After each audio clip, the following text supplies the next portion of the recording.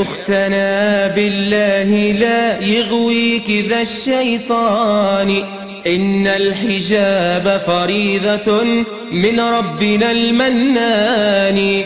إنا سمعنا أختنا قولا عجاب، قالوا كلاما لا يسر عن الحجاب، قالوا ظلاما حالكا بين الثياب، قالوا خياما علقت فوق الرقاب.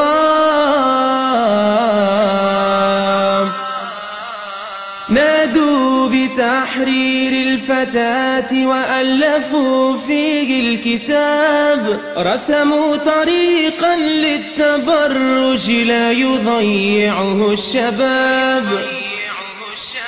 يا أختنا هذا عواء الحاقدين من الذئاب،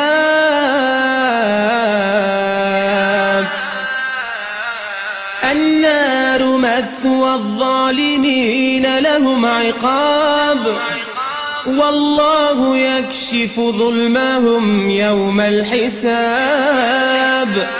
والجنة المأوى ويا حسن المآب.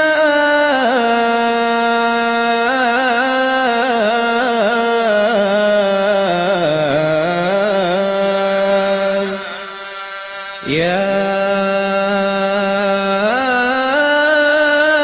نفس كف عن العصيان واكتسبي فعلا جميلا لعل الله